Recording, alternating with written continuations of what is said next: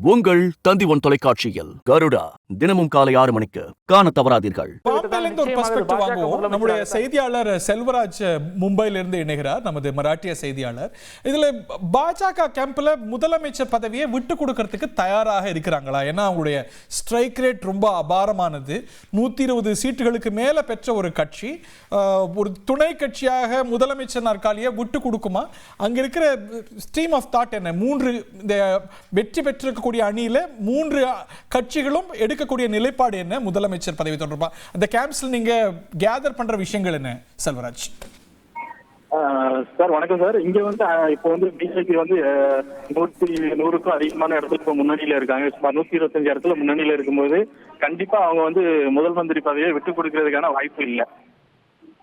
ஏன்னா அவங்க இதுக்கு முன்னாடி கூட்டணி பேச்சுவார்த்தை நடத்தும் போதோ இல்ல நான் உங்களுக்கு தாரணும் அவங்க எதுவும் ப்ராமிஸ் பண்ணல கூட்டணி கட்சிக்கிட்ட.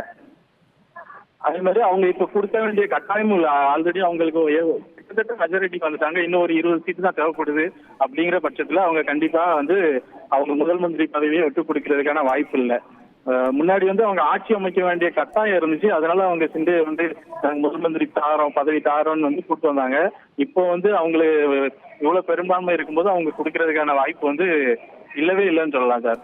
பட் விட்டு கொடுக்கக்கூடிய மனோபாவம் இந்த கூட்டணி கட்சிகள் டீமே நம்ம பார்க்கலையே. ஆப்வியஸ் சாய்ஸ் பிஜேபி தான், அவங்க தான் பெரும் கட்சி அப்படின்ற அந்த ஒரு நிலை எடுக்காம இன்னமும் கூட தங்களுடைய பேர வலிமையை வலியுறுத்துறாங்கல்ல. இப்ப ஷிண்டே மகன் சொன்னதை கேட்டிருப்பீங்க, ஸ்ரீகாந்த் ஷிண்டே சொன்னதை கேட்டிருப்பீங்க, அஜித் பவார் மனைவி சொன்னதை கேட்டீங்க. அவங்க இன்னமும் ஆசையை வெளிப்படுத்தி அவங்களுடைய பேர வலிமையை வலுவா வச்சிருக்கிறது தானே அவங்களுடைய கருத்துக்கள் காட்டுது. ஒரு மாலை போட்டு பார்க்காங்க.